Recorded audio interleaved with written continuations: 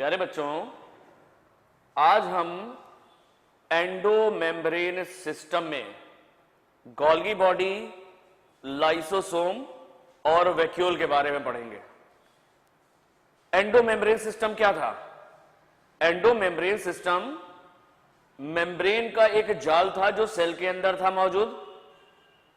कौन कौन से ऑर्गेनेल्स एंडोमेम्ब्रेन सिस्टम बनाते हैं? Endoplasmic reticulum, Golgi body, lysosome और vacuole. Endoplasmic reticulum, Golgi body, lysosome और वैक्यूल, ये चार चीजें मिल करके एंडोमेम्ब्रेन सिस्टम बनाती हैं। सेल के भीतर एक मेम्ब्रेन का नेटवर्क बनाते हैं, एक सिस्टम बनाते हैं। हमने एंडोप्लाज्मिक रेटिकुलम पढ़ लिया है पिछले लेक्चर में। आज हम गोल्गी बॉडी, लाइसोसोम और वैक्यूल पढ़ेंगे, अच्छे सीखेंगे। ठीक है, स्टार्ट करते हैं। Golgi body. गोल्गी बॉडी को बेटा एपैरेटो रेटिकुलेयर भी कहते हैं। गोल्गी बॉडी को हम एपैरेटो रेटिकुलेयर भी कहते हैं। गोल्गी बॉडी की डिस्कवरी की थी कैमिलो गोल्गी ने 1898, बहुत पहले की बात है। In the nerve cells, in the cytoplasm of nerve cells of owls and cats. Golgi body की डिस्कवरी की थी कैमिलो गोल्गी ने 1898 में नर्व सेल के साइटोप्लाज्म में, और ये नर्व सेल्स उन्होंने ली थी आउल्स एंड कैट्स की, उल्लू और बिल्ली की नर्व सेल।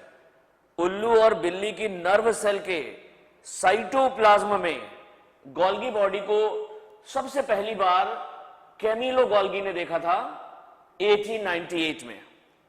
आता नहीं है लेकिन फिर भी ध्यान रखना, नाम रखना, एक नाम याद रखना कैमिलो गोल्गी का, और बहुत पहले खोज लिया था 1898 में। इसको हम प्लांट सेल में डिक्टियोसोम कहते हैं। प्लांट सेल में गोल्गी बॉडी डिक्टियोसोम कहलाती है। पहले आता था एक क्वेश्चन इस तरह का, अब तो नहीं आता। इसको हम ट्रैफिक पुलिस भी कहते हैं।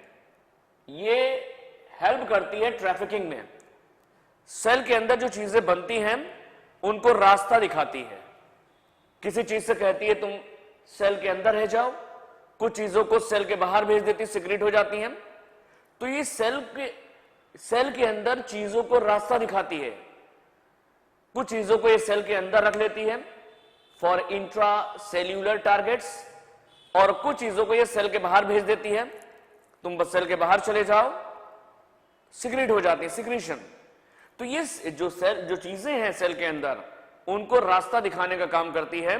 तो ये ट्रैफिक पुलिस की तरह भी है, ट्रैफिकिंग में हेल्प करती है। तो गोल्गी बॉडी को प्लांट सेल में हम लोग डिक्टियोसोम कहते हैं। इसको ट्रैफिक पुलिस भी कहते हैं क्योंकि ये ट्रैफिकिंग में मदद करती है। सेल के अंदर जो यातायात चल रहा है उसमें मदद करती है। ठीक, गोल्गी बॉडी है क्या?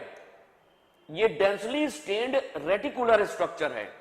जब सेल को स्टेन किया जाता है, रंगा जाता है, तो ये गहरा रंग लेती है।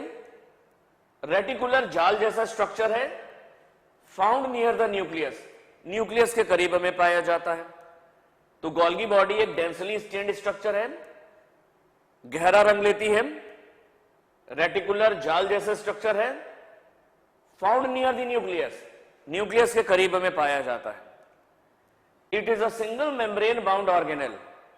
इसके चारों तरफ एक मेम्ब्रेन होती है, सिंगल मेम्ब्रेन है।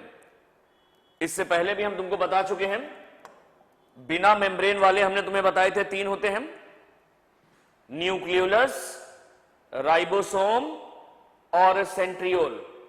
न्यूक्लियोलस, राइबोसोम और सेंट्रियोल, इनके चारों तरफ कोई मेम्ब्रेन नहीं होती। ये ए मेम्ब्रेनस ऑर्गेनेल्स होते हैं। 2 मेम्ब्रेन वाले हमने 3 बताए थे, न्यूक्लियस, माइटोकॉन्ड्रिया और प्लास्टिड्स। प्लास्टिड्स का मतलब क्लोरोप्लास्ट वगैरह। तो न्यूक्लियस, माइटोकॉन्ड्रिया और प्लास्टिड्स, इनके चारों तरफ 2 मेम्ब्रेन होती है। इनके चारों तरफ 2 मेम्ब्रेन होती है। बाकी जितने भी ऑर्गेनेल्स बचे, इनके अलावा जितने भी बचते हैं सेल के अंदर, चाहे वो एंडोप्लाज्मिक रेटिकुलम हो, चाहे गोल्गी बॉडी हो, चाहे लाइसोसोम हो, चाहे पैरोक्सिसोम हो, चाहे ग्लाइऑक्सिसोम, जितने भी ऑर्गेनेल्स हैं सेल के अंदर, सबके चारों तरफ एक मेम्ब्रेन होती है। They are single membrane bound organelles. तो एंडोप्लाज्मिक रेटिकुलम के चारों तरफ भी एक मेम्ब्रेन है, गोल्गी बॉडी के चारों तरफ भी एक मेम्ब्रेन होती है। तो गोल्गी बॉडी एक डेंसली स्टेन्ड रेटिकुलर स्ट्रक्चर है जो न्यूक्लियस के पास में पाया जाता है, चारों तरफ एक मेम्ब्रेन होती है। अब देखो, कहते हैं Golgi body consist of many flat disc shape sac like structures known as cisternae. Golgi body किस चीज की बनी होती है? कंसिस्ट ऑफ मैनी, बहुत सारी। गोल्गी बॉडी के अंदर बहुत सारी होती हैं चपटी चपटी, गोल्गी बॉडी के अंदर ढेर सारी होती हैं चपटी चपटी फ्लैट डिस्क के आकार की। गोल्गी बॉडी के अंदर चपटी चपटी डिस्क के आकार की flat disc shape sac like, sac कहते हैं थैलियां, चपटी चपटी डिस्क के आकार की थैलियां होती हैं। गोल्गी बॉडी के अंदर चपटी चपटी डिस्क के आकार की थैलियां होती हैं। ये जो डिस्क के आकार की थैलियां हैं, ये इनको हम कहते हैं सिस्टर्नी, इनको कहा जाता है सिस्टर्नी। तो गोल्गी बॉडी में फ्लैट चपटी चपटी disc shaped sac like structure, disc के आकार की थैलियां होती हैं, सैक लाइक स्ट्रक्चर्स होते हैं, इनको सिस्टर्नी कहते हैं। सिस्टर्नी गोल्गी बॉडी की यूनिट्स कहलाती हैं। They are the units of Golgi body, units हैं, units of Golgi body. Golgi body को हम शॉर्ट में जी भी लिखना है, ये गोल्गी बॉडी की यूनिट्स है। अब देखो, सिस्टर्नी के अलावा गोल्गी बॉडी के अंदर वेसिकल्स भी पाई जाती हैं, गोल गोल ऐसी वेसिकल्स भी होती हैं इसमें। सिस्टर्नी के अलावा वेसिकल्स भी होती हैं और छोटे छोटे ट्यूब लाइक स्ट्रक्चर होते हैं, टिब्यूल्स। तो गोल्गी बॉडी में सिस्टर्नी तो होती है, सिस्टर्नी के अलावा वेसिकल्स, इनमें वेसिकल्स भी होते हैं और टिब्यूल्स भी पाए जाते हैं। तो गोल्गी बॉडी में सिस्टर्नी भी है, वेसिकल्स भी हैं और टिब्यूल्स भी हैं। Cisternae, vesicles and tubule. Cisternae Golgi body की यूनिट कहलाती है। तो गोल्गी बॉडी को कैमिलो गोल्गी ने 1898 में डिस्कवर किया था नर्व सेल के साइटोप्लाज्म में। प्लांट सेल में इनको डिक्टियोसोम कहते हैं, इनको ट्रैफिक पुलिस भी कहा जाता है क्योंकि ट्रैफिकिंग में हेल्प करती हैं। डेंसली स्टेन्ड रेटिकुलर स्ट्रक्चर है, न्यूक्लियस के करीब में पाए जाते हैं। चारों तरफ कैसी मेम्ब्रेन है? सिंगल मेम्ब्रेन होती है। गोल्गी बॉडी बनी किस चीज की होती है? कंसिस्ट ऑफ चपटी चपटी फ्लैट डिस्क शेप्ड, डिस्क के आकार की सैक लाइक स्ट्रक्चर, थैलियां होती हैं जिन्हें हम सिस्टर्नी कहते हैं। सिस्टर्नी के अलावा इनमें वेसिकल और टिब्यूल भी होते हैं, लेकिन इन सिस्टर्नी को हम गोल्गी बॉडी की यूनिट्स मानते हैं। सिस्टर्नी को क्या बोलते हैं? They are the units of Golgi body. ये गोल्गी बॉडी की यूनिट्स हैं, ठीक है, ध्यान रखना। नेक्स्ट हम लोग देखते हैं। अब देखो, यहां पर एक डायग्राम पहले बनाते हैं, फिर और अच्छे से समझ में आएगा। गोल्गी बॉडी के अंदर चपटी चपटी डिस्क के आकार की थैलियां होती हैं, इनको हम सिस्टर्नी कहते हैं। क्या बोलते हैं? इनको हम सिस्टर्नी कहते हैं। ये डिस्क के आकार की थैलियां होती हैं। सिस्टर्नी जो होती है गोल्गी बॉडी की यूनिट्स होती हैं। ये गोल्गी बॉडी की यूनिट्स हैं। सिस्टर्नी के अलावा हमने बताया दो चीजें और होती हैं, vesicles and tubule. Vesicles and tubules भी पाए जाते हैं।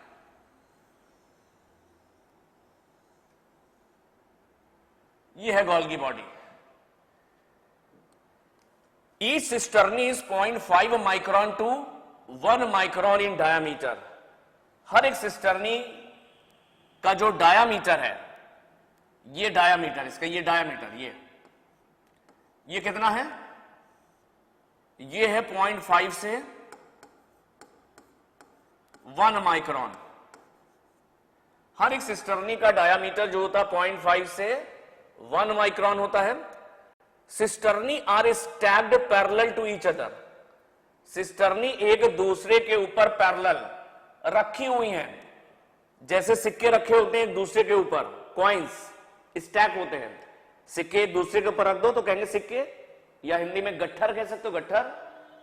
तो गोल्गी बॉडी की जो सिस्टर्नी है ये एक दूसरे के ऊपर रखी रहती हैं, स्टैक्ड है और पैरेलल है, एक दूसरे कैसी हैं, एक दूसरे के पैरेलल हैं।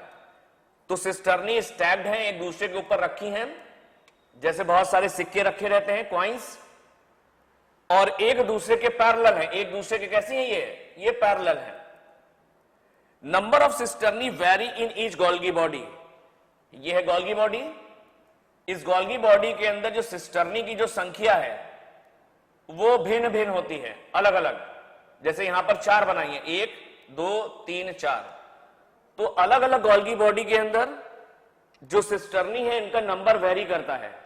यहां पर हमने 4 बनाई है, किसी में ज्यादा भी हो सकती हैं, इनका नंबर वेरी करता है, भिन्न भिन्न होता है। अब देखो, each Golgi body has a convex, हर एक गोल्गी बॉडी में एक कॉन्वेक्स साइड होती है, ये कॉन्वेक्स साइड है, ये कॉन्वेक्स है। इस कॉन्वेक्स साइड को हम लोग कहते हैं सिस या फॉर्मिंग साइड। इस कॉन्वेक्स साइड को हम लोग कहते हैं, ये कॉन्वेक्स है, इधर वाली कॉन्वेक्स साइड कहलाती है। कॉन्वेक्स को हम लोग सिस भी फेस कहते हैं, सिस, और फॉर्मिंग फेस भी कहते हैं, और फॉर्मिंग फेस। तो गोल्गी बॉडी में एक कॉन्वेक्स साइड होती है, इधर वाली ये, इस कॉन्वेक्स साइड को हम सिस या फॉर्मिंग फेस कहते हैं, या फॉर्मिंग फेस। और इधर वाली साइड ये कॉनकेव है, ये वाली साइड कहलाती है कॉनकेव, ये कहलाती है कॉनकेव। कॉनकेव को हम लोग कहते हैं ट्रांस, कॉनकेव को हम लोग कहते हैं trans, or maturing phase, trans or maturing phase. तो गोल्गी बॉडी में एक कॉन्वेक्स फेस होती है, ये कॉन्वेक्स को कहते हैं सिस या फॉर्मिंग फेस, ये वाली। कॉनकेव जो कहलाती है कॉनकेव, कॉनकेव वाली कहलाती है ट्रांस या मैच्योरिंग फेस कहलाती है। तो each Golgi body has a convex or cis or forming face, and a concave or trans or maturing phase, trans or maturing phase. The cis and trans face of Golgi body are entirely different but interconnected. ये line बहुत important है, ये आ सकती है। Golgi body के कह रहा है सिस और ट्रांस फेज। ये देखो, ये वाला सिस फेज है और ये ट्रांस है, ये कॉन्वेक्स है, ये कॉनकेव है। तो गोल्गी बॉडी का ये सिस फेज हो गया, ये ट्रांस फेज हो गया। आर एंटायरली डिफरेंट, ये और ये बिल्कुल फर्क होते हैं। यहां पर सिस फेज में क्या होती है, पिछले लेक्चर में हमने बताया था, अभी बताएंगे आगे और भी। यहां पर सिस फेज में ग्लाइकोप्रोटीन्स और ग्लाइकोलिपिड्स बनते हैं, सिस फेज में बनते हैं ग्लाइकोप्रोटीन्स और ग्लाइकोलिपिड्स, और ट्रांस फेज में इन्हीं ग्लाइकोप्रोटीन्स और ग्लाइकोलिपिड्स के पैकेट बनते हैं। तो ट्रांस फेज का काम होता है पैकेजिंग, पैकेट्स बनाता है। तो गोल्गी बॉडी का सिस और ट्रांस फेज एकदम अलग होते हैं। सिस फेज में क्या हो रहा है, सिस फेज में ग्लाइकोप्रोटीन्स और ग्लाइकोलिपिड्स बनते हैं, ठीक। ट्रांस फेज में क्या हो रहा है, ट्रांस, यहां पर ग्लाइकोप्रोटीन्स और ग्लाइकोलिपिड्स इनके पैकेट बनते हैं, पैकेजिंग होती है। तो गोल्गी बॉडी का सिस और ट्रांस फेज ये एकदम अलग होते हैं, entirely different. The cis and trans phase of Golgi body are entirely, entirely का मतलब पूर्ण रूप से, बिल्कुल 100% फर्क होते हैं। एक जगह कुछ और काम हो रहा है और एक जगह कुछ और काम हो रहा है, लेकिन आपस में जुड़े होते हैं बट इंटरकनेक्टेड। ये गोल्गी बॉडी का सिस फेज है, ये गोल्गी बॉडी का सिस फेज है, ये ट्रांस फेज है। बीच में कोई दीवार नहीं है, इनके बीच में कोई वॉल नहीं है, इंटरकनेक्टेड है। कैसे है ये इंटर, ये सिस फेज हो गया, ये ट्रांस फेस हो गया, बीच में कोई दीवार नहीं है, इंटरकनेक्टेड है। कैसे ये इंटरकनेक्टेड होते हैं। Golgi bodies are more in number in active and secretory cell. जो सेल्स एक्टिव होती हैं और जो सिक्रीटरी होती हैं उनमें गोल्गी बॉडी ढेर सारी पाई जाती है, क्योंकि गोल्गी बॉडी का एक इंपॉर्टेंट फंक्शन होता है सिक्रीशन। सेल के अंदर जितनी भी सिक्रीटरी एक्टिविटी है उनमें गोल्गी बॉडी इन्वॉल्व रहती है। गोल्गी बॉडी का एक बहुत इंपॉर्टेंट फंक्शन है सिक्रीशन। ये बहुत सारी चीजों को सिक्रीट करती है, पैकेट्स के फॉर्म में ये बाहर निकलते हैं गोल्गी बॉडी के ट्रांसफेज से, इधर से निकलते हैं पैकेट्स सिक्रीटरी प्रोटीन के, और ये सिक्रीटरी प्रोटीन्स सेल मेम्ब्रेन्स के बाहर चली जाती हैं और बाहर सिक्रीट हो जाती है। अभी हम बताएंगे तुमको। गोल्गी बॉडी उन सेल्स में ज्यादा पाई जाती है जो सिक्रीटरी हैं, एक्टिव और सिक्रीटरी हैं, क्योंकि गोल्गी बॉडी का एक इंपॉर्टेंट फंक्शन है सिक्रीशन। गोल्गी बॉडी सेल के अंदर तमाम चीजों को सिक्रीट करती है। क्या क्या करती है अभी हम आगे बताएंगे। इतना पहले देखो यहां से यहां तक गोल्गी बॉडी की यूनिट्स क्या है। गोल्गी बॉडी की यूनिट्स कहलाती है सिस्टर्नी। ये गोल्गी बॉडी की यूनिट्स हैं। सिस्टर्नी होती कैसी हैं? सिस्टर्नी होती है फ्लैट, चपटी चपटी होती हैं, डिस्क के आकार की, चपटी चपटी हैं, डिस्क के आकार की हैं, सैक लाइक स्ट्रक्चर है, थैलियां हैं। ये गोल्गी बॉडी की सिस्टर्नी है। एक सिस्टर्नी का जो डायामीटर है वो 0.5 से 1 माइक्रोमीटर के 0.5 से 1 माइक्रोन होता है, या 0.5 से 1 माइक्रोमीटर है। सिस्टर्नी एक दूसरे के ऊपर रखी हुई हैं, एक तो पैरेलल है, सिस्टर्नी एक दूसरे के पैरेलल है और एक दूसरे के ऊपर रखी हुई हैं, स्टैक्ड है। कैसी है? स्टैक्ड है, गट्ठर बनाए। एक गोल्गी बॉडी के अंदर सिस्टर्नी की जो संख्या है, नंबर है, वो अलग अलग होता है, वेरी करता है, अलग अलग होता है। हर एक सिस्टर्नी की एक कॉन्वेक्स, सिस या फॉर्मिंग फेस होती है और एक कॉन्केव या ट्रांस या मैच्योरिंग फेस होती है। गोल्गी बॉडी का सिस और ट्रांस फेज ये बिल्कुल अलग होते हैं, क्योंकि यहां पर कुछ और काम हो रहा है, यहां पर कुछ और काम हो रहा है। बीच में कोई दीवार ना होने की वजह से ये इंटरकनेक्टेड है। कैसा है? इंटरकनेक्टेड।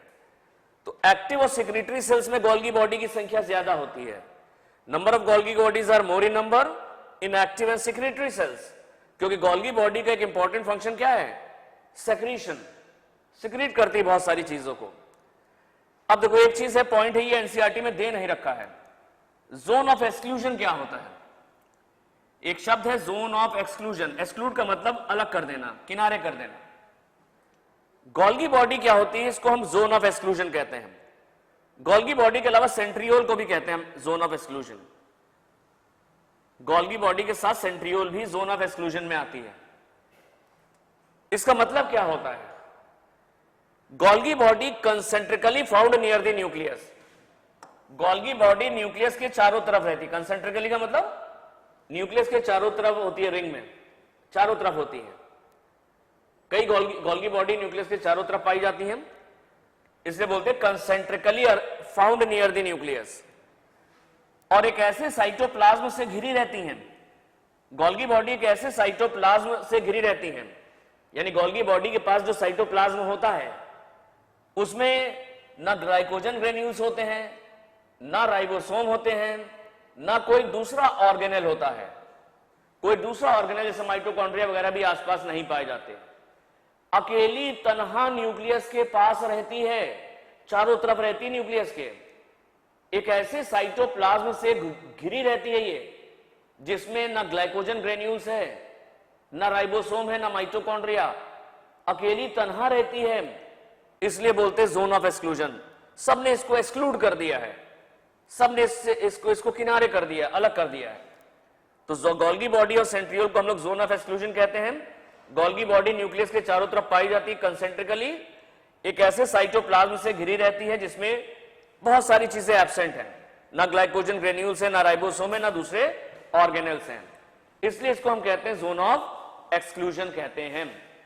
तो ये ध्यान रखना, गोल्गी बॉडी के कुछ कैरेक्टर्स हमने बताए और ये डायग्राम अच्छे से याद कर लेना, समझ लेना। आगे देखते हैं, ये देखो एनसीईआरटी ने डायग्राम दे रखा है, ये सब सिस्टर्नी है लेकिन बहुत स्पष्ट नहीं है। हमने जो डायग्राम दिया समझाने वाला, that is rather more better, बेहतर है, ये समझने के लिए है। हमारे वाला डायग्राम या देख लो, हमारे वाले डायग्राम से तुम बाकी चीजें समझना, एनसीईआरटी का चूंकि है इसलिए दिखा दिया, डायग्राम से हमारे समझ लेना। गोल्गी बॉडी में सिस्टर्नी के अलावा वेसिकल्स और ट्यूब्यूल्स भी होते हैं। सिस्टर्नी गोल्गी बॉडी की यूनिट्स होती हैं, पैरेलल होती हैं और स्टैक्ड है, एक दूसरे के ऊपर रखी रहती हैं। सिस्टर्नी का डायमीटर है 0.5 से 1 माइक्रोमीटर। एक गोल्गी बॉडी के अंदर सिस्टर्नी का जो नंबर है वो वेरी करता है, अलग अलग हो सकता है। गोल्गी बॉडी की एक सिस्टर्नी में एक कॉन्वेक्स फेज है जिसे सिस या फॉर्मिंग फेज कहते हैं, एक कॉन्केव फेज है, एक कॉन्वेक्स फेज है, दूसरा कॉन्केव फेज है। कॉन्केव फेज को हम लोग कहते हैं आपका कॉन्केव को हम लोग ट्रांस और मैच्योरिंग फेज कहते हैं, ट्रांस और मैच्योरिंग फेज कहते हैं। गोल्गी बॉडी का सिस और ट्रांस फेज ये दोनों अलग होते हैं, बिल्कुल डिफरेंट है, दोनों पे अलग अलग काम होते हैं लेकिन आपस में जुड़े होते हैं क्योंकि दीवार नहीं होती, इंटरकनेक्टेड होते हैं। तो ये सारी बातें ध्यान रखना। गोल्गी बॉडी को हम लोग जोन ऑफ एक्सक्लूजन भी कहते हैं। आगे देखते हैं functions of Golgi body. Golgi body का function, main function of Golgi body is packaging of material. Golgi body का मेन फंक्शन है मटेरियल की पैकेजिंग करना।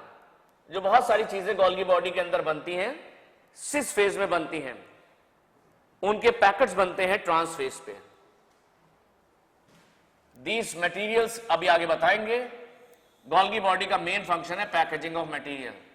जो भी चीजें बनाती हैं, जो भी चीजें बना रही, जैसे ग्लाइकोप्रोटीन्स बना रही, ग्लाइकोलिपिड्स बना रही, उनके पैकेट्स बनाती है, उनके पैकेट्स। इसको समझने के लिए काम करते हैं, एक डायग्राम से समझते हैं सारे functions. Functions of Golgi body. Golgi body के फंक्शंस को समझने के लिए एक डायग्राम की मदद लेंगे। एंडोमेम्ब्रेन सिस्टम में endoplasmic reticulum, Golgi body, lysosome और वैक्यूल आते हैं।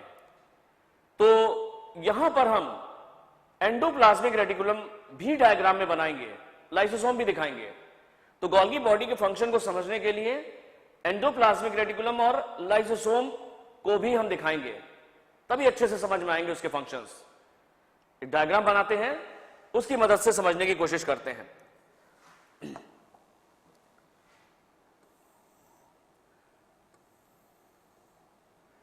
ये न्यूक्लियस है।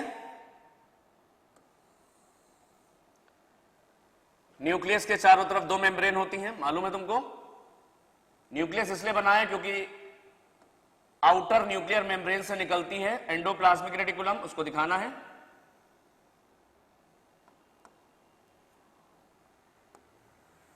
आउटर न्यूक्लियर मेम्ब्रेन से निकलती है एंडोप्लाज्मिक रेटिकुलम।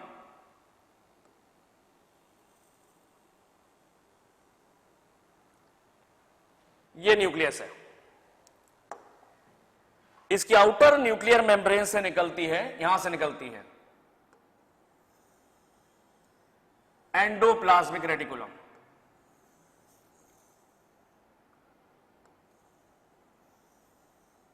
एंडोप्लाज्मिक रेटिकुलम दो तरह की होती है।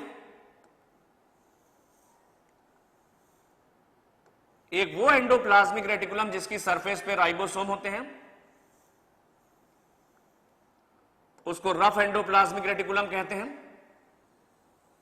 और जिसकी सरफेस पे राइबोसोम नहीं होते उसको हम स्मूथ कहते हैं। रफ एंडोप्लाज्मिक रेटिकुलम की सरफेस पे क्या होते हैं? राइबोसोम होते हैं। रफ एंडोप्लाज्मिक रेटिकुलम की सरफेस पे राइबोसोम दिखाई पड़ते हैं।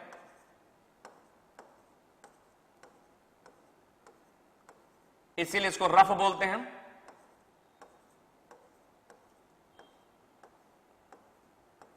ये जो राइबोसोम है,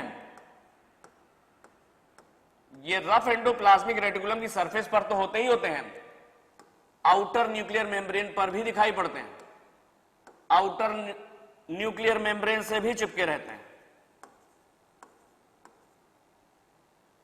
ये आउटर न्यूक्लियर मेम्ब्रेन से भी चिपके रहते हैं। ये आपका न्यूक्लियस है,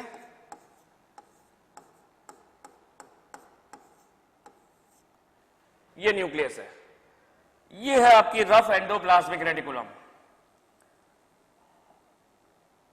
ये है आरईआर, रफ एंडोप्लाज्मिक रेटिकुलम। इसकी सतह पर राइबोसोम है, और ये है स्मूथ एंडोप्लाज्मिक रेटिकुलम, एसईआर है। रफ एंडोप्लाज्मिक रेटिकुलम इन राइबोसोम की मदद से प्रोटीन बनाती है, तो इसका काम है प्रोटीन सिंथेसिस। ये प्रोटीन की सिंथेसिस करती है।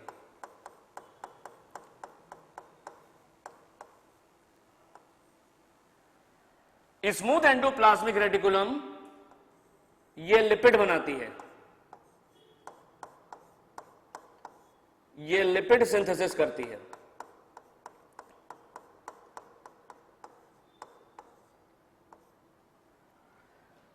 रफ एंडोप्लाज्मिक रेटिकुलम राइबोसोम की मदद से प्रोटीन बनाती है, स्मूथ एंडोप्लाज्मिक रेटिकुलम लिपिड बनाती है। एनिमल सेल में स्टेरॉयड हार्मोन्स भी एसईआर बनाती है, स्मूथ एंडोप्लाज्मिक रेटिकुलम।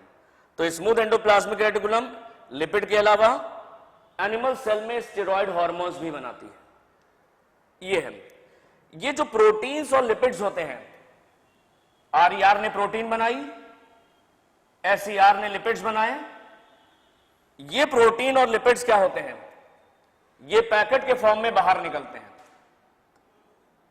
ये पैकेट के फॉर्म में बाहर निकलते हैं, ये पैकेट के फॉर्म में बाहर निकलते हैं।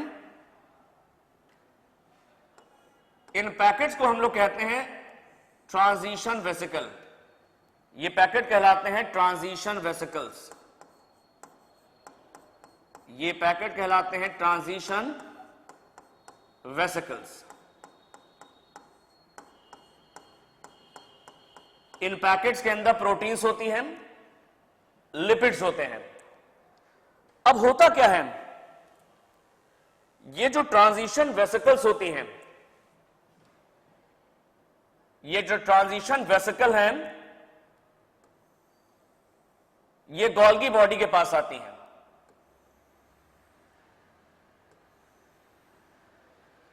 ये ट्रांजिशन वेसिकल गोल्गी बॉडी के पास आती हैं। गोल्गी बॉडी की ये सिस्टर्नी है,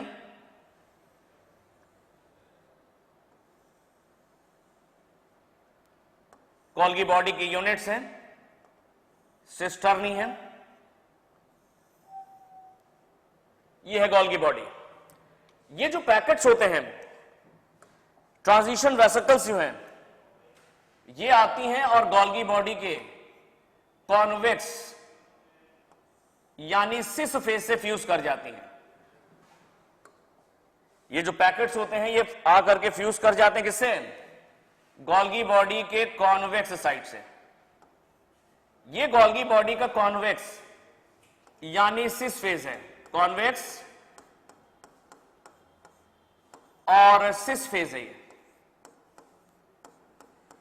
ये जो ट्रांजिशन वेसिकल्स होती हैं, वो गोल्गी बॉडी के सिस फेस से फ्यूज कर जाती हैं। इनके अंदर जो प्रोटीन्स हैं वो यहां आ जाती हैं सिस फेस पे, इनके अंदर जो लिपिड्स हैं वो भी कहां गए? गोल्गी बॉडी के सिस फेस पे। ये है गोल्गी बॉडी, गोल्गी बॉडी, ये गोल्गी बॉडी का सिस फेस है, और ये वाला गोल्गी बॉडी का कॉनकेव या ट्रांसफेस कहलाता है, और ट्रांसफेस है। ये गोल्गी बॉडी का कॉनकेव और ट्रांसफेस कहलाता है। अब देखो, ये सिस फेस है, ये ट्रांसफेस है। तो गोल्गी बॉडी के पास एक सिस फेस होता है और एक ट्रांसफेस होता है, एक ट्रांसफेस है। तो गोल्गी बॉडी के सिस फेस और ट्रांसफेस हमने तुमको बताया था एंटायरली डिफरेंट होते हैं, बिल्कुल अलग होते हैं। लेकिन आपस में इंटरकनेक्टेड है, ऐसा पहले बताया। अब देखो, ये जो प्रोटीन्स आती हैं, ये जो प्रोटीन्स आ रही हैं ट्रांजिशन वेसिकल के साथ, और ये जो लिपिड आ रहे हैं ट्रांजिशन वेसिकल के साथ, ये गोल्गी बॉडी के सिस फेज पे आ गए, जहां पर इनका मॉडिफिकेशन होता है। तो गोल्गी बॉडी इन प्रोटीन्स और इन लिपिड्स का मॉडिफिकेशन करती है।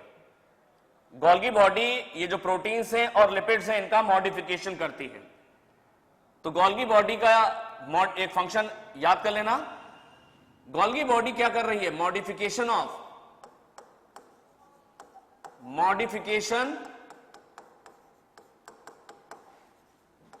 प्रोटीन्स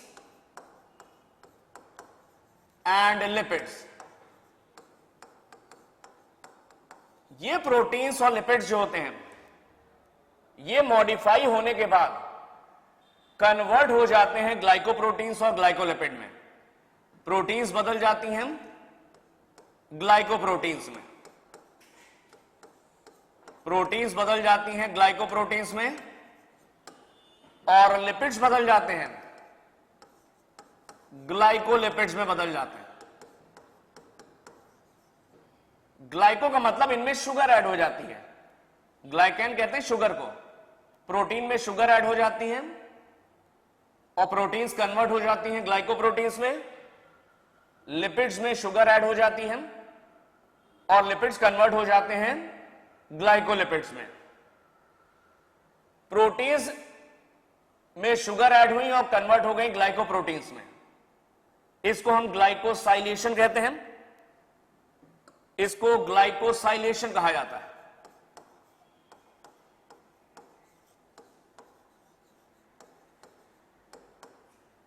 इसको ग्लाइकोसाइलेशन भी कहा जाता है। तो गोल्गी बॉडी के सिस फेज पे क्या हो रहा है? गोल्गी बॉडी के सिस फेज पे मॉडिफिकेशन हो रहा है प्रोटीन्स और लिपिड्स का। प्रोटीन्स कन्वर्ट हो रही हैं ग्लाइकोप्रोटीन्स में और लिपिड्स कन्वर्ट हो रहे हैं ग्लाइकोलिपिड्स में। यानी प्रोटीन्स में और लिपिड्स में शुगर ऐड हो रही है। शुगर का मतलब ग्लाइकैन। तो गोल्गी बॉडी के सिस फेज का क्या फंक्शन हो गया? ये आया हुआ सवाल। गोल्गी बॉडी के सिस फेज का फंक्शन हो गया formation of glycoproteins and glycolipids. Formation of glycoproteins and glycolipids. तो गोल्गी बॉडी का एक इंपॉर्टेंट फंक्शन है। क्या फंक्शन है? Formation of glycoproteins and glycolipids. लेकिन ये ग्लाइकोप्रोटीन्स और ग्लाइकोलिपिड्स कहां बन रही हैं? गोल्गी बॉडी के सिस फेज पे बनती है। कहां? सिस फेज पे। इन ग्लाइकोप्रोटीन्स और ग्लाइकोलिपिड के पैकेट निकलते हैं।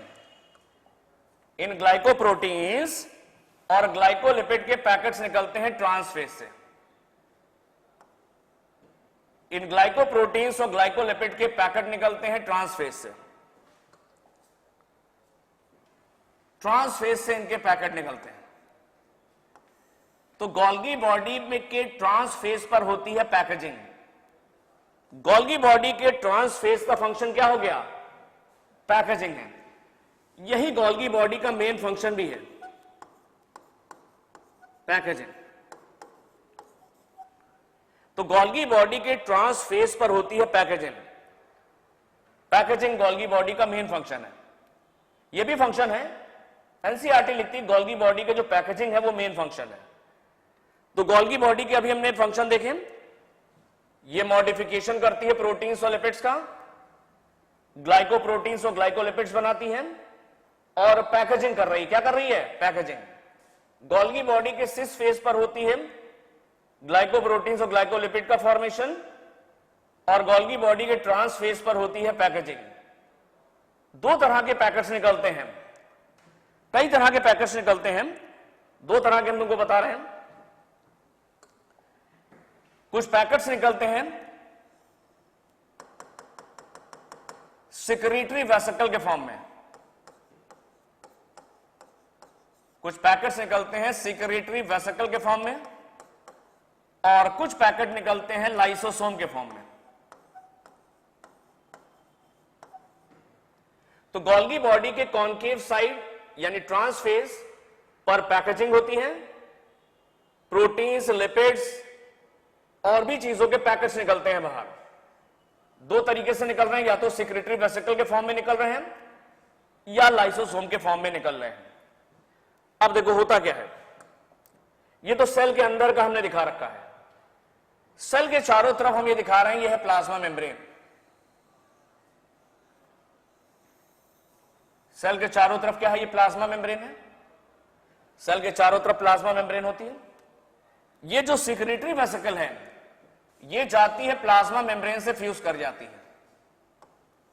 ये सिक्रेटरी वेसिकल प्लाज्मा मेम्ब्रेन से फ्यूज कर जाती है और इसके अंदर जो भी प्रोटीन्स और लिपिड्स वगैरह हैं, ये बाहर सिक्रेट हो जाते हैं। सेल के बाहर प्लाज्मा मेम्ब्रेन से फ्यूज कर गई और सेल के बाहर सिक्रीशन हो गया। ये प्रोटीन सेल के बाहर चली गई और जो भी इनके अंदर मटेरियल था वो सिक्रीट हो गया। सिक्रीट का मतलब सेल के बाहर चला गया।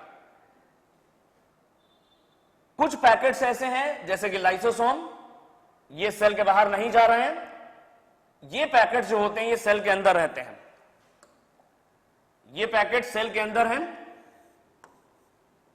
और सेल के अंदर के कामों में इस्तेमाल होते हैं। ये पैकेट सेल के अंदर रहते हैं और सेल के अंदर जो काम है उसमें मदद करते हैं। तो कुछ पैकेट सेल के अंदर रहते हैं और कुछ पैकेट सेल के बाहर चले जाते हैं। जो पैकेट सेल के अंदर रहते हैं, सेल के अंदर काम करते हैं, इसे बोलते हैं इंट्रासेल्यूलर टारगेट। सेल के अंदर चीजों को टारगेट करते हैं, इंट्रासेल्यूलर टारगेट्स।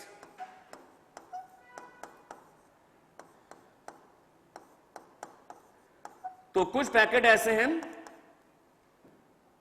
जो सेल के अंदर रहते हैं। सेल के अंदर मतलब इंट्रासेल्यूलर टारगेट के लिए होते हैं, सेल के अंदर के कामों के लिए होते हैं। और कुछ पैकेट्स प्लाज्मा मेम्ब्रेन से फ्यूज करके बाहर निकल जाते हैं, सिक्रीटेड आउट। इसको हम कहते हैं सिक्रीशन। ये सिक्रीशन हो गया। तो गोल्गी बॉडी एंडोप्लाज्मिक रेटिकुलम के साथ मिलकर के एक इंट्रासेल्यूलर ट्रांसपोर्ट बनाती है, सेल के भीतर का यातायात। ये जो है इंट्रासेल्यूलर ट्रांसपोर्ट है। क्या सब? सेल के भीतर का ट्रांसपोर्ट है, इंट्रासेल्यूलर ट्रांसपोर्ट। कुछ चीजों को कहती है सेल के अंदर रहो, इंट्रासेल्यूलर टारगेट, और कुछ चीजों को बाहर भेज देती है सेल के बाहर, सिक्रेटेड आउटसाइड। तो गोल्गी बॉडी जो पैकेट्स निकलते हैं उनको रास्ता दिखाती है। कुछ पैकेट्स को सेल के अंदर रख लेती है, कुछ को सेल के बाहर भेज देती है। तो ये ट्रैफिक पुलिस की तरह भी है। क्या ये ट्रैफिकिंग करती है? तो ये ट्रैफिक पुलिस की तरह भी काम करती है। तो ये ध्यान रखना। ये सारा डायग्राम है, इससे बहुत सारे सवाल आते हैं। इसमें हम तुमको बताते हैं कौन कौन से सवाल आते हैं। रफ एंडोप्लाज्मिक रेटिकुलम प्रोटीन बनाती है, स्मूथ एंडोप्लाज्मिक रेटिकुलम लिपिड बनाती है। ये प्रोटीन और लिपिड मॉडिफाई हो जाते हैं गोल्गी बॉडी के सिस फेस पर, जहां पर ये कन्वर्ट हो जाती है ग्लाइकोप्रोटीन्स और ग्लाइकोलिपिड में। प्रोटीन्स ग्लाइकोप्रोटीन्स में और लिपिड ग्लाइकोलिपिड्स में कन्वर्ट हो जाते हैं। गोल्गी बॉडी के ट्रांसफेज से यही पैकेट के फॉर्म में बाहर निकलते हैं। दो तरह के पैकेट निकलते हैं, कुछ अंदर रहते हैं सेल के, इंट्रासेल्यूलर टारगेट, कुछ पैकेट सेल के बाहर चले जाते हैं, सिक्रेटेड आउटसाइड। गोल्गी बॉडी के फंक्शंस क्या क्या हैं, यहां डायग्राम को देख करके बताओ। देखो गोल्गी बॉडी के फंक्शंस क्या क्या हैं। सबसे इंपॉर्टेंट फंक्शन है पैकेजिंग। कहां हो रही है? कॉनकेव यानी ट्रांसफेज पर हो रही है। दूसरा important function formation of glycoproteins and glycolipid, ये भी सिस फेज पे हो रहा है। कहां हो रहा है? सिस फेज पे। जो प्रोटीन्स आती हैं ईआर से और जो लिपिड्स आते हैं ईआर से, गोल्गी बॉडी के सिस फेज पे मॉडिफाई होते हैं। तो गोल्गी बॉडी का फंक्शन हो गया modification of proteins and lipids. तो गोल्गी बॉडी का फंक्शन क्या हो गया? पैकेजिंग हो गया, formation of glycoproteins and glycolipids, modification of proteins and lipids, इसी से रिलेटेड है। फॉर्मेशन ऑफ लाइसोसोम, लाइसोसोम का भी फॉर्मेशन कर रही है। सिक्रीशन, सिक्रीशन भी तो कर रही है। तो गोल्गी बॉडी के फंक्शन कई एक हो गए, packaging, modification of proteins and lipids, formation of glycoproteins and glycolipids, formation of lysosome and secretion एक क्वेश्चन पूछा जाता है कि लाइसोसोम गोल्गी बॉडी के कौन से साइड से निकलते हैं? कॉनकेव साइड से, कॉनकेव यानी ट्रांसफेस से निकलते हैं। लाइसोसोम की ओरिजिन हो गया गोल्गी बॉडी, गोल्गी बॉडी की ओरिजिन है एसईआर, एसईआर की ओरिजिन है आरईआर, आरईआर की ओरिजिन है outer nuclear membrane, outer nuclear membrane, outer nuclear membrane. तो ये ओरिजिन ध्यान रखना, लाइसोसोम गोल्गी बॉडी से ओरिजिनेट करते हैं, गोल्गी बॉडी एसईआर से, एसईआर आरईआर से, और आरईआर आउटर न्यूक्लियर मेम्ब्रेन से ओरिजिनेट करती है। तो गोल्गी बॉडी के फंक्शंस फाइनली देखो, packaging, modification of proteins and lipids, formation of glycoproteins and glycolipids, formation of lysosome और सिक्रीशन, बहुत अच्छे से देख लेना। अगर जरूरत महसूस करना तो इसका स्क्रीनशॉट ले लेना। ये डायग्राम इंट्रासेल्यूलर ट्रांसपोर्ट, सेल के भीतर का यातायात, ट्रैफिक पुलिस है, रास्ता भी दिखाती है। ठीक है, तो देख लो, इसमें बहुत इंपॉर्टेंट है सब ये डायग्राम। नेक्स्ट हम लोग देखते हैं गोल्गी बॉडी के functions, functions of Golgi body. Diagram तुम ध्यान रखना, यहां पर पढ़ लेते हैं केवल। Main function of Golgi body is packaging of material. Golgi body का जो मेन फंक्शन है वो मटेरियल की पैकेजिंग है। ये हमने बताया, ये पैकेट कहां से निकलते हैं? गोल्गी बॉडी के कॉनकेव साइड से। These materials are deliver either to the intracellular targets or secreted outside.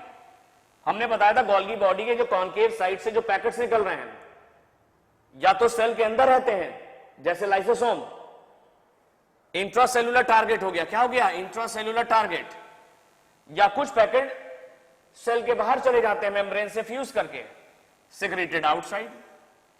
तो दो तरह के पैकेट निकलते हैं गोल्गी बॉडी के कॉनकेव साइड से, कुछ सेल के अंदर रहते हैं फॉर इंट्रासेल्यूलर टारगेट्स और कुछ सिक्रीटेड आउटसाइड, बाहर सिक्रीट हो जाते हैं। Golgi body remains in close association with ER. Golgi body ER के करीब में रहती है, गोल्गी बॉडी ईआर के करीब में रहती है। Materials from the ER, ER से क्या क्या मटेरियल आ रहा है? आरईआर से आती है प्रोटीन और एसईआर से आती है lipid. Materials from the ER fuse with the cis phase of Golgi body. जो रेंडोप्लाज्मिक रेटिकुलम से आता है प्रोटीन और लिपिड, ये ट्रांजिशन वेसिकल के रूप में बाहर निकलते हैं और गोल्गी बॉडी के कौन से साइड से फ्यूज कर जाते हैं? सिस फेज से। और ये सिस फेज में इनका मॉडिफिकेशन होता है, ये प्रोटीन्स ग्लाइकोप्रोटीन्स में और लिपिड्स ग्लाइकोलिपिड्स में कन्वर्ट हो जाते हैं और ये मूव करते हैं, किधर जाते हैं? Move towards the trans or maturing phase. ये जो ग्लाइकोप्रोटीन्स और ग्लाइकोलिपिड्स हैं ये सिस फेज में बनते हैं और मूव करते हैं, किधर? आगे जाते हैं, ट्रांस या मैच्योरिंग फेज की तरफ जाते हैं। Several protein synthesised by ribosomes on RER. देखो आरईआर बनाती है प्रोटीन्स, आरईआर बहुत तरह की प्रोटीन्स बनाती है राइबोसोम की मदद से। तो रफ एंडोप्लाज्मिक रेटिकुलम में बहुत सारी प्रोटीन्स बनती हैं जो कि कहां जाके मॉडिफाई हो जाती हैं। हमने लिखवाया देखो डायग्राम में, modified in the cis phase of Golgi body. ये गोल्गी बॉडी के सिस फेज पे मॉडिफाई हो जाती हैं और किसमें कन्वर्ट हो जाती हैं? ये कन्वर्ट हो जाती हैं ग्लाइकोप्रोटीन्स में, ये कन्वर्ट हो जाती हैं ग्लाइकोप्रोटीन्स में कन्वर्ट हो जाती हैं। तो बहुत सारी प्रोटीन्स रफ एंडोप्लाज्मिक रेटिकुलम बनाती हैं जिसका मॉडिफिकेशन होता है सिस फेज ऑफ गोल्गी बॉडी के सिस फेज पे, और ये प्रोटीन्स कन्वर्ट हो जाती हैं ग्लाइकोप्रोटीन्स में। These modified proteins are released. ये जो मॉडिफाइड प्रोटीन है ये रिलीज होती है, बाहर निकलती हैं फ्रॉम द ट्रांसफेज। कहां से निकलती हैं? पैकेट के फॉर्म में निकलती हैं ट्रांसफेज से। In the form of packets या वेसिकल्स। तो ये जो प्रोटीन्स है गोल्गी बॉडी के ट्रांसफेज से निकलती हैं, मॉडिफाइड प्रोटीन्स हैं, ग्लाइकोप्रोटीन्स में शुगर ऐड हो गई है, मॉडिफाइड प्रोटीन है, प्रोटीन्स में शुगर ऐड हो गई है। ये मॉडिफाइड प्रोटीन्स जो होती है गोल्गी बॉडी के ट्रांसफेज से बाहर निकलती हैं, पैकेट्स के फॉर्म में। तो गोल्गी बॉडी के ट्रांसफेज का फंक्शन क्या हो गया? पैकेजिंग। क्या है ये? पैकेजिंग। गोल्गी बॉडी का मेन फंक्शन है पैकेजिंग। ये बहुत सारी चीजों के पैकेट्स बनते हैं, इसके ट्रांसफेज से निकलते हैं। कुछ पैकेट्स अंदर रहते हैं सेल के अंदर फॉर इंट्रासेलुलर टारगेट्स, कुछ पैकेट सेल के बाहर चले जाते हैं, secreted outside. Golgi body ER के करीब में रहती है। ईआर से जो भी चीजें निकलती हैं वो गोल्गी बॉडी के सिस फेज पे आके मॉडिफाई होती हैं और मॉडिफाई होने के बाद चली जाती हैं ट्रांसफेज की तरफ। बहुत सारी प्रोटीन्स बनाती हैं आरईआर राइबोसोम की मदद से, जो गोल्गी बॉडी के सिस फेज पे जाके मॉडिफाई हो जाती हैं, ग्लाइकोप्रोटीन्स में कन्वर्ट हो जाती हैं। ये जो प्रोटीन्स फिर ट्रांसफेज पे जाती हैं और पैकेट्स के फॉर्म में बाहर निकलती हैं। दो तरह के पैकेट्स हमने यहां पर तुम्हें बताए, तो ध्यान देना, डायग्राम से समझने की कोशिश करना। डायग्राम में हमने कहा Golgi body is the important site for the formation of glycoproteins and glycolipid. Golgi body एक इंपॉर्टेंट साइट है, जगह है, जहां पर ग्लाइकोप्रोटीन्स और ग्लाइकोलिपिड्स बनते हैं। सिस फेस पे बनते हैं। कहां बनते हैं? ये सिस फेस पे बनते हैं, गोल्गी बॉडी के सिस फेस पे बनते हैं।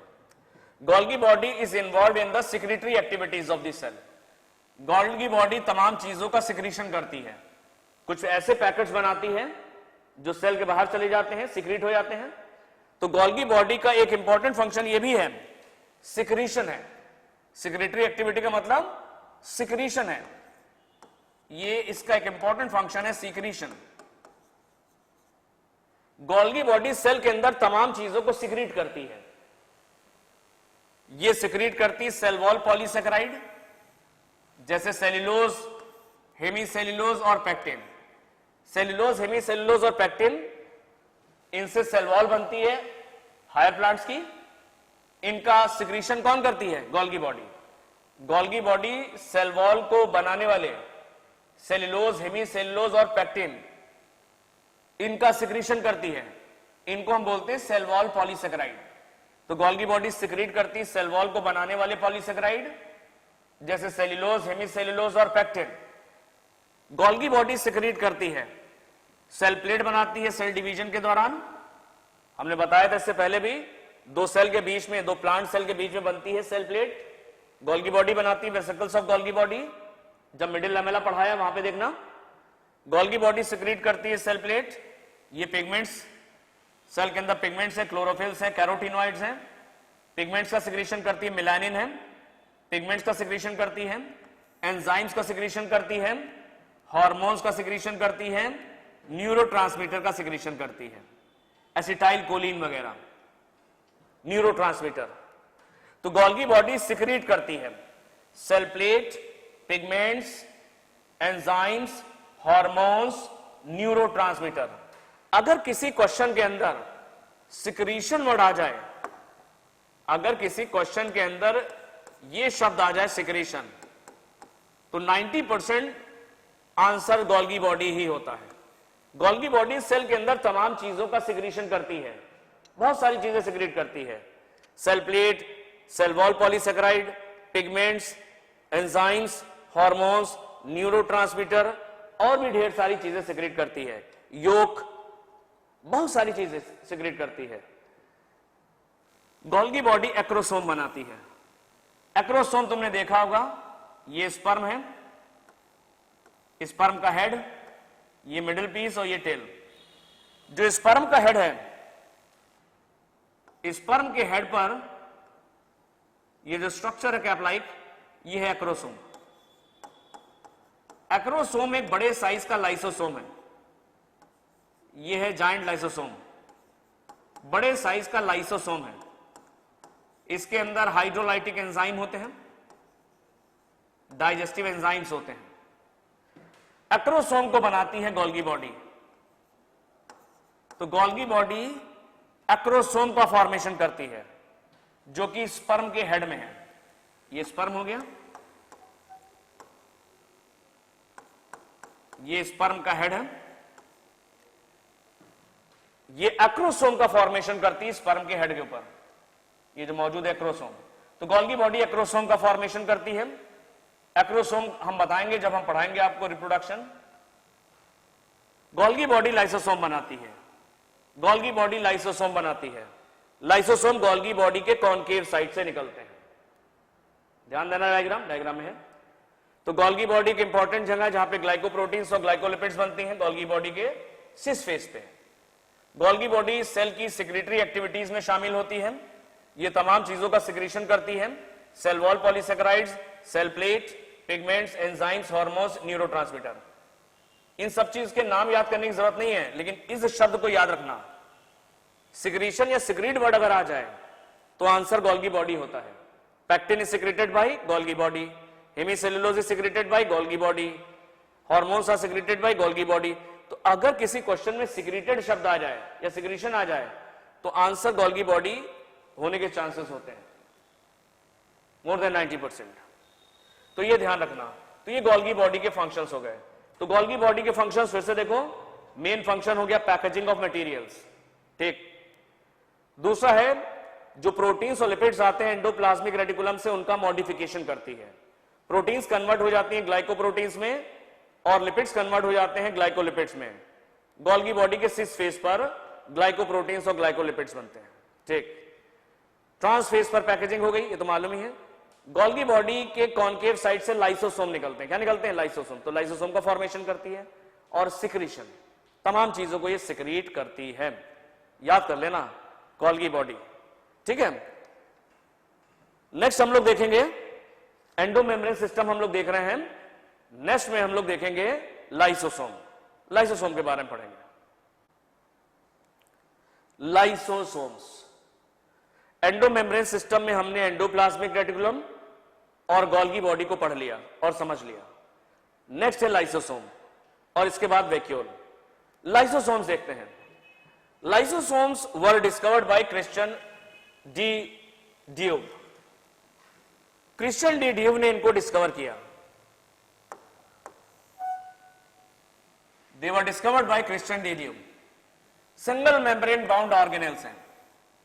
इनके चारों तरफ एक मेम्ब्रेन होती है, हमने बताया इससे पहले। दे आर वेसिकुलर स्ट्रक्चर, ये गोल गोल वेसिकल जैसे होते हैं, वेसिकुलर स्ट्रक्चर है। और कहां से निकलते हैं? ये गोल्गी बॉडी के कॉनकेव साइड से निकलते हैं पैकेजिंग के फलस्वरूप, पैकेजिंग के बाद। ये गोल्गी बॉडी है। लाइसोसोम कहां से निकलते हैं? लाइसोसोम पैकेजिंग के बाद निकलते हैं। कहां से? ये गोल्गी बॉडी के कॉनकेव साइड से निकलते हैं, यहां से निकलते हैं। गोल्गी बॉडी के कॉनकेव साइड से निकलते हैं lysosome after packaging. They are vesicular structure, ये वेसिकल जैसे होते हैं। Formed by the packaging in the Golgi body. Golgi body में जो पैकेट्स बनते हैं, ये पैकेट्स के फॉर्म में निकलते हैं गोल्गी बॉडी के कौन से साइड से? गोल्गी बॉडी के कॉनकेव, इस वाले साइड से निकलते हैं। कॉनकेव को हम लोग क्या बोलते हैं? मैच्योरिंग फेज, मैच्योरिंग और ट्रांस फेज, और ट्रांस फेज। ये गोल्गी बॉडी के कॉनकेव, मैच्योरिंग या ट्रांस फेज से इधर से निकलते हैं। कॉनकेव, मैच्योरिंग या ट्रांस फेज से। दे arise from concave side of the Golgi body. ये गोल्गी बॉडी के कॉनकेव साइड से निकलते हैं। ये बहुत बार आया है। लाइसोसोम के अंदर होते क्या हैं? इन लाइसोसोम के अंदर होते हैं 40 से 50 तरह के हाइड्रोलाइटिक और डाइजेस्टिव एंजाइम्स।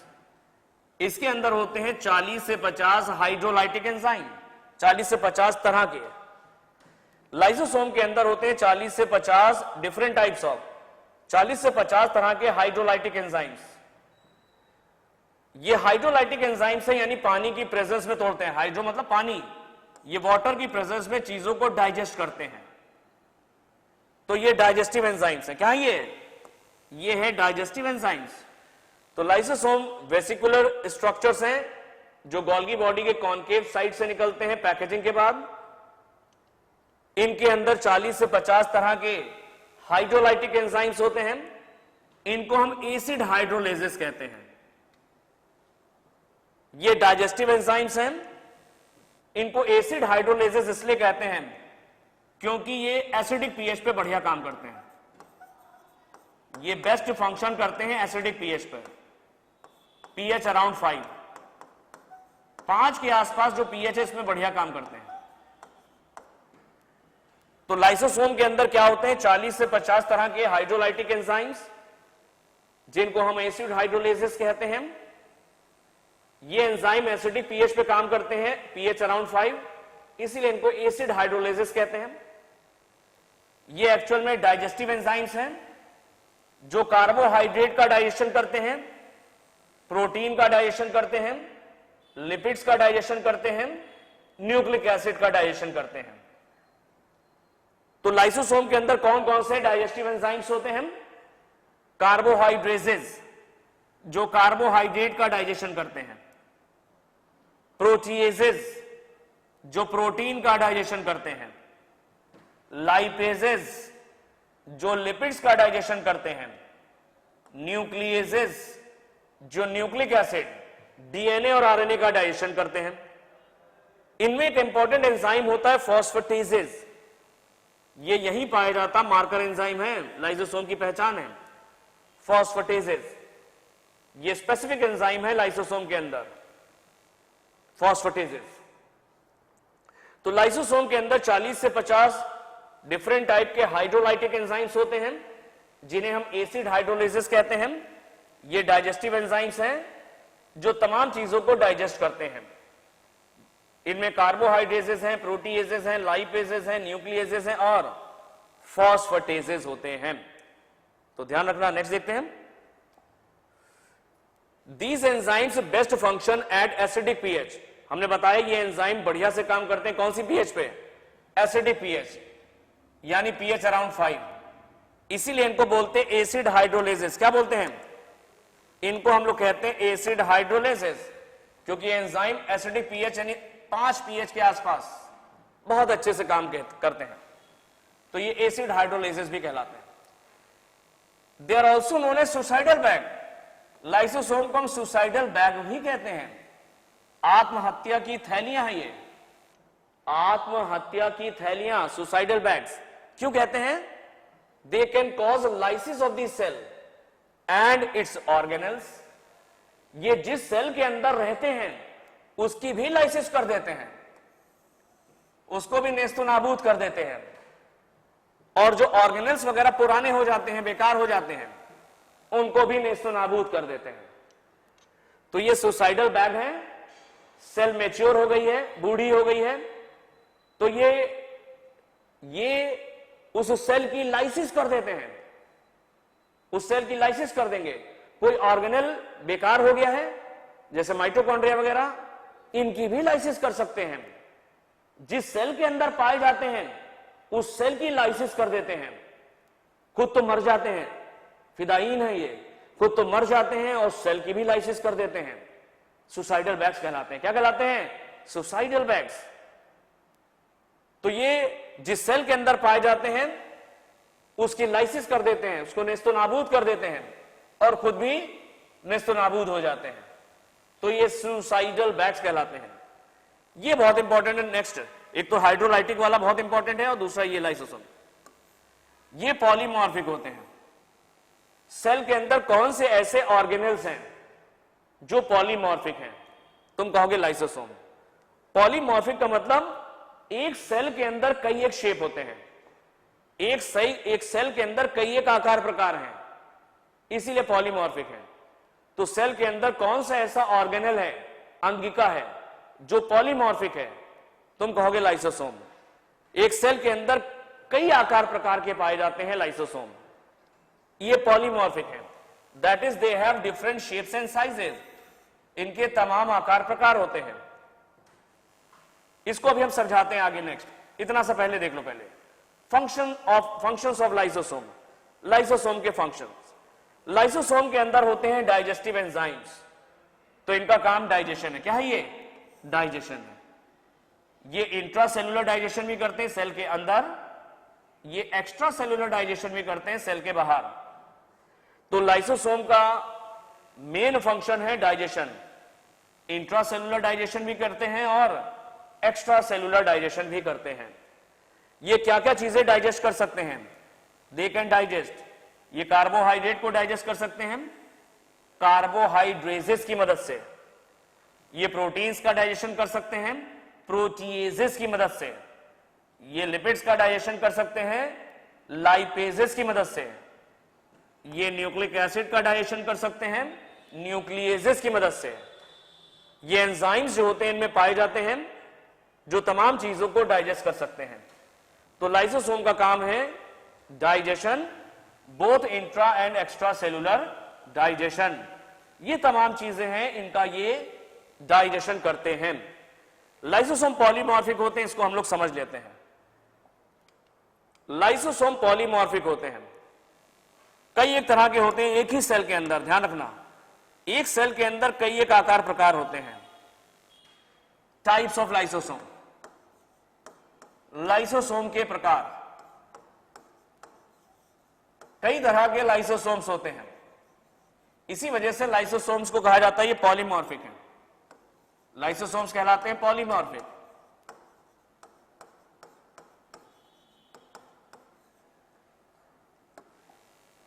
चार तरह के लाइसोसोम रिपोर्टेड हैं तुम्हारे इंटर लेवल पे के हिसाब से।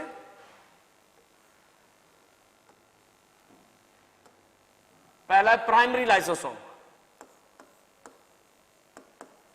Primary lysosome. प्राइमरी लाइसोसोम्स को प्रोटोलाइसोसोम्स भी कहते हैं, इनको प्रोटोलाइसोसोम्स भी कहते हैं।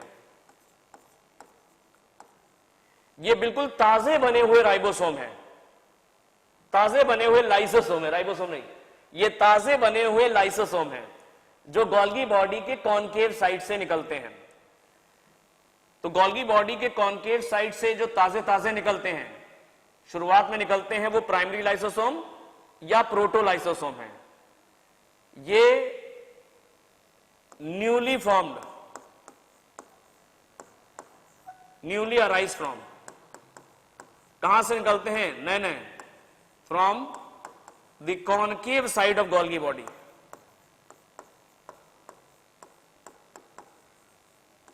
ये गोल्गी बॉडी के कॉनकेव साइड से निकलते हैं, बिल्कुल ताजे बने हुए हैं।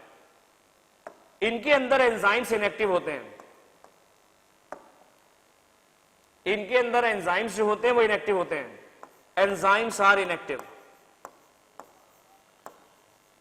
तो गोल्गी बॉडी के कॉनकेव साइड से जो फ्रेशली फॉर्म्ड है, न्यूली फॉर्म्ड है लाइसोसोम, वो कहलाते हैं प्राइमरी लाइसोसोम या प्रोटोलाइसोसोम। इनमें एंजाइम्स अभी इनएक्टिव होते हैं। ये ताजे बने लाइसोसोम है, गोल्गी बॉडी के से पैकेट्स के फॉर्म में निकलते हैं बाहर। अब देखो, दूसरे जो लाइसोसोम होते हैं वो है सेकेंडरी लाइसोसोम। सेकेंडरी लाइसोसोम,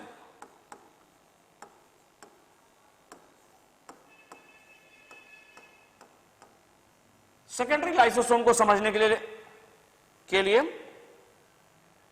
यहां पर लिखते हैं हम primary lysosome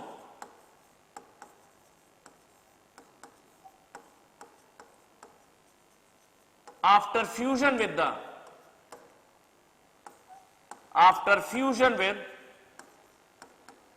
the phagosome,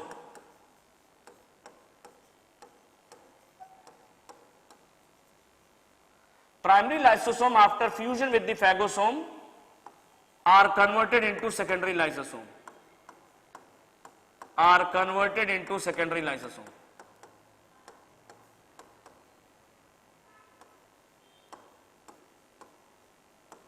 Are converted into secondary lysosome.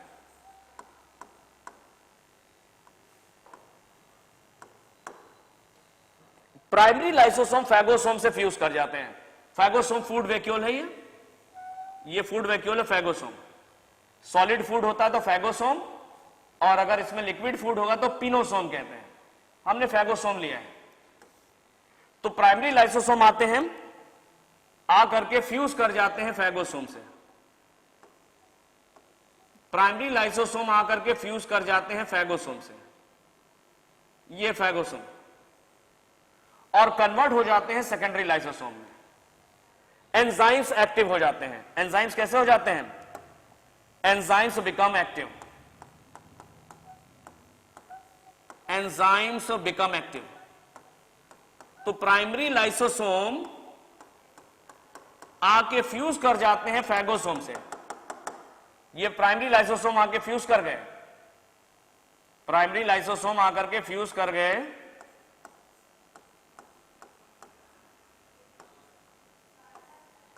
Phagosome से फ्यूज कर गए, और किसमें कन्वर्ट हो गए?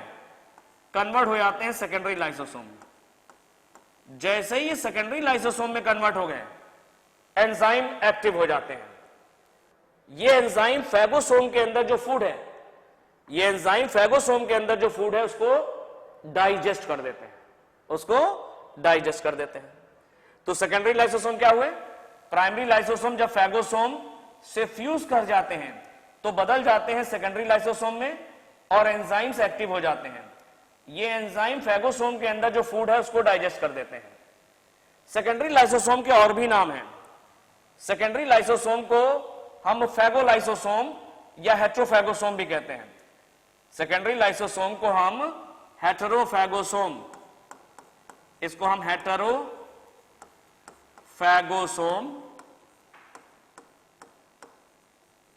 और फैगोलाइसोसोम भी कहते हैं। फैगोलाइसोसोम भी कहते हैं। अब आता है नेक्स्ट, तीसरे तरह के lysosome, tertiary lysosome. Tertiary lysosome, tertiary lysosome को कहते हैं रेजिडुअल बॉडी और रेजिडुअल बॉडी। टर्शरी लाइसोसोम को कहा जाता है residual body. Secondary lysosome with undigested food is called residual body. यहां पर कुछ भोजन अनडाइजेस्टेड भी तो रह जाएगा। सेकेंडरी लाइसोसोम ने भोजन को डाइजेस्ट कर दिया, जो अनडाइजेस्टेड फूड बचा सेकेंडरी लाइसोसोम के साथ, उसे हम कहते हैं रेजिडुअल बॉडी। तो secondary lysosome with undigested food is known as secondary lysosome with undigested food is known as undigested food is known as के बटाइए का मतलब known as a residual body।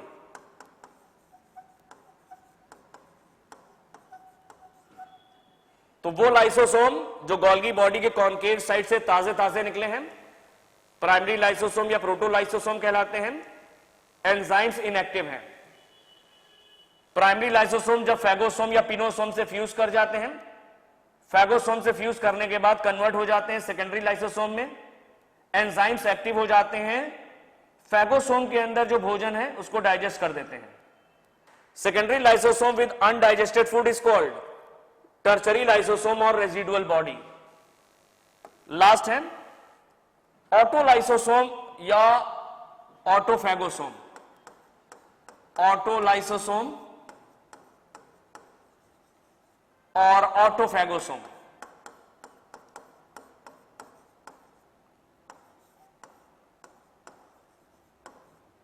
ये वही लाइसोसोम है जो सेल की लाइसिस कर देते हैं और खुद भी मारे जाते हैं suicidal bag. Can cause lysis of the cell, can cause lysis of cell. जिस सेल के अंदर पाए जाते हैं उसकी लाइसिस कर देते हैं। एक बात इसमें और ध्यान रखना, ऑटोलाइसोसोम कैन डाइजेस्ट,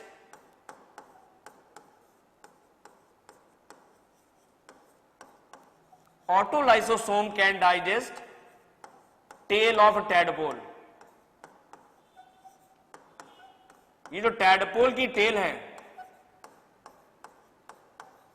इसको भी डाइजेस्ट कर देते हैं ऑटोलाइसोसोम। इनके अंदर एंजाइम्स होते हैं जो टेल को डाइजेस्ट कर देते हैं। तो टैडपोल की टेल को डाइजेस्ट कर देते हैं ऑटोलाइसोसोम।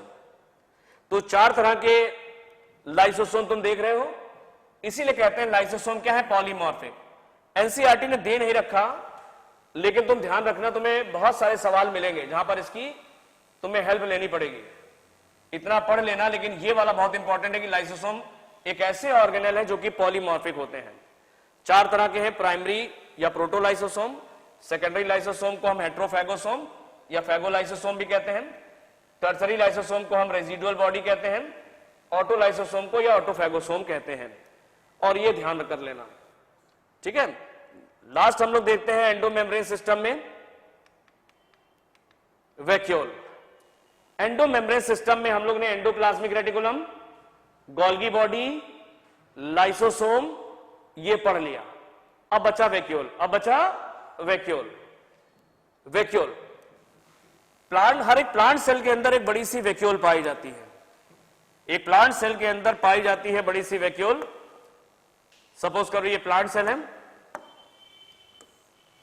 इस प्लांट सेल के अंदर एक बड़ी सी वैक्यूल होती है, सेंट्रल वैक्यूल। ये तो सेल वॉल हो गई। प्लांट सेल के चारों तरफ एक बड़ी सी प्लांट सेल के चारों तरफ सेल वॉल होती है जो सेल को एक डेफिनेट शेप देती है। प्रोटोप्लाज्म हो गया इसका। ये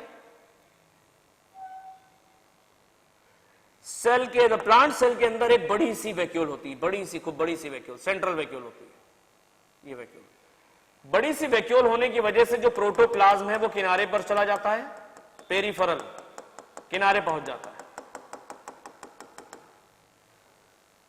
तो हर एक प्लांट सेल के अंदर एक बड़ी सी वैक्यूल पाई जाती है। इसको हम सैप वैक्यूल भी कहते हैं। क्या बोलते हैं? इसको हम सैप वैक्यूल भी कहते हैं। इसके चारों तरफ एक पतली सी मेम्ब्रेन होती है।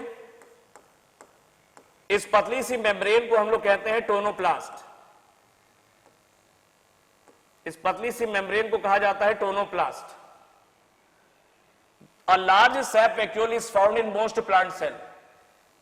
ज्यादातर प्लांट सेल के अंदर एक बड़ी सी सेंट्रल वैक्यूल पाई जाती है।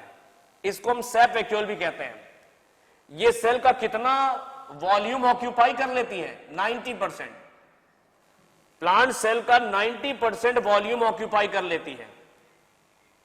इतनी बड़ी होती है कि प्लांट सेल का 90% वॉल्यूम ऑक्यूपाई कर लेती है। वैक्यूल जो है एक मेम्ब्रेन से कवर्ड रहती है। ये पतली सी मेम्ब्रेन से कवर्ड है जिसे हम टोनोप्लास्ट कहते हैं। जिसे क्या बोलते हैं? जिसे हम टोनोप्लास्ट कहते हैं। Vacuole is covered by A membrane called tonoplast. ये भी आ चुका सवाल। वैक्यूल कंटेन्स, वैक्यूल के अंदर लिक्विड होता है। इस लिक्विड को हम लोग कहते हैं वैक्यूलर सैप। वैक्यूल के अंदर लिक्विड भरा रहता है। इस लिक्विड को क्या कहा जाता है? Vacuolar SAP. इसके अंदर लिक्विड जो भरा हुआ है वो वैक्यूलर सैप। वैक्यूलर सैप की कुछ क्वालिटीज हैं। वैक्यूलर सैप के बारे में कुछ है इधर, इतना पढ़ लेना। वैक्यूलर सैप के अंदर साइटोप्लाज्म नहीं होता। साइटोप्लाज्म तो यहां ये प्रोटोप्लाज्म या साइटोप्लाज्म कह लो, ये है साइटोप्लाज्म। वैक्यूलर सैप के अंदर साइटोप्लाज्म नहीं होता, ये नॉन साइटोप्लाज्मिक है। इसके अंदर नॉन लिविंग है, जबकि साइटोप्लाज्म जो होता है ये लिविंग है, ये लिविंग मटेरियल है। प्रोटोप्लाज्म या साइटोप्लाज्म जीव द्रव्य लिविंग होता है, जबकि वैक्यूल के अंदर जो वैक्यूलर सैप है ये नॉन लिविंग है। कैसा है? Non living. तो वैक्यूलर सैप नॉन साइटोप्लाज्मिक है, इसमें साइटोप्लाज्म नहीं है, ये नॉन लिविंग है। तो अंदर है क्या इसके अंदर? इसके अंदर लगभग 80% पानी है। इसके अंदर 80% पानी है, लेकिन प्योर वाटर नहीं है। Dissolved organic and inorganic substances हैं। इसके अंदर ऑर्गेनिक और इनऑर्गेनिक सब्सटेंसेस भी घुली हुई अवस्था में मौजूद हैं। तो ये प्योर वाटर नहीं है। इसके अंदर 80% पानी है, डिजॉल्व्ड ऑर्गेनिक और इनऑर्गेनिक सब्सटेंसेस मौजूद हैं वैक्यूल के अंदर। वैक्यूलर सैप जो होता है वो स्लाइटली एसिडिक होता है, थोड़ा सा अम्लीय होता है, अम्लीय है, एसिडिक पीएच होती है इसकी, एसिडिक होता है हल्का सा। हाइपरटोनिक होता है, इसकी सांद्रता ज्यादा होती है, हाई ऑस्मोटिक कंसंट्रेशन, इसकी ऑस्मोटिक कंसंट्रेशन बहुत ज्यादा होती है। वैक्यूल की जो कॉन्सेंट्रेशन है, ये इसकी ऑस्मोटिक कंसंट्रेशन बहुत ज्यादा होती है, हाइपरटोनिक होता है। कैसा ये हाइपरटोनिक होता है। इसकी सांद्रता कहते हैं इससे भी ज्यादा होती है, साइटोप्लाज्म से भी ज्यादा होती है। साइटोप्लाज्म इस वैक्यूलर सैप के आगे हाइपोटोनिक होता है। अगर हम दोनों को कंपेयर करें, वैक्यूलर सैप और साइटोप्लाज्म को कंपेयर करें, तो वैक्यूलर सैप की सांद्रता ऑस्मोटिक कंसंट्रेशन ज्यादा होती है, ये हाइपरटोनिक है, और साइटोप्लाज्म जो होता है ये हाइपोटोनिक है, इसकी सांद्रता कम है वैक्यूलर सैप के कंपैरिजन में। ये हाइपरटोनिक क्यों होता है वैक्यूलर सैप? क्योंकि पोटेशियम आयन खूब सारे होते हैं वैक्यूल के अंदर, ढेर सारे होते हैं पोटेशियम आयंस, जिसकी वजह से और भी बहुत सारे आयंस होते हैं, जिसकी वजह से ये हाइपरटोनिक हो जाता है। तो वैक्यूलर सैप में साइटोप्लाज्म नहीं होता, नॉन साइटोप्लाज्मिक है, नॉन लिविंग होता है, वाटर के साथ साथ डिसॉल्व्ड ऑर्गेनिक और इनऑर्गेनिक सब्सटेंसेस हैं, स्लाइटली एसिडिक और हाइपरटोनिक है, और ढेर सारे पोटेशियम आयंस इसके अंदर मौजूद होते हैं। एक होते हैं कैम प्लांट्स, कैम कहते हैं क्रेस्युलेशियन एसिड मेटाबॉलिज्म, आगे बताएंगे, अभी तुम कैम प्लांट ध्यान रखो। कैम प्लांट्स को हम लोग सक्यूलेंट्स कहते हैं। ये पौधे देखे हो तुमने, जैसे तुम बहुत सारे पौधे देखो, अजूबा है, ब्रायोफिलम, एलोवेरा है, इन पौधों की पत्तियां जो होती हैं इनमें पानी इकट्ठा हो जाता है और ये मांसल हो जाती हैं, सक्यूलेंट हो जाती हैं। तो ऐसे पौधे सक्यूलेंट कहलाते हैं, जिनकी पत्तियों में, जड़ों में पानी इकट्ठा हो जाता और ये सक्यूलेंट हो जाते हैं, मांसल हो जाते हैं। तो कैम प्लांट सक्यूलेंट प्लांट होते हैं। ये करते क्या है, ये वैक्यूल के अंदर जो वैक्यूलर सैप है, इसमें मैलिक एसिड या मैलेटाइन को जमा करते हैं। तो मैलिक एसिड और मैलेटाइन ये वैक्यूल के अंदर जमा होते हैं, कौन से पौधों में? कैम प्लांट्स में। जब प्लांट फिजियोलॉजी पढ़ाएंगे तो बताएंगे इसे। तो कैम प्लांट्स मैलिक एसिड और मैलेटाइन को जमा करते हैं वैक्यूल के अंदर। ये वाला इंपॉर्टेंट लास्ट पॉइंट है। वैक्यूल के अंदर होता क्या है? नाइट्रोजिनस और एक्सक्रीटरी वेस्ट, नाइट्रोजनी अपशिष्ट पदार्थ एक्सक्रीटरी वेस्ट होते हैं, पौधों के लिए बेकार होते हैं, एक्सक्रीटरी वेस्ट हैं, लेकिन पौधा इन्हें बाहर नहीं निकाल पाता क्योंकि पौधे के पास एक्सक्रीटरी सिस्टम नहीं होता, ऑर्गन सिस्टम नहीं होते पौधों में।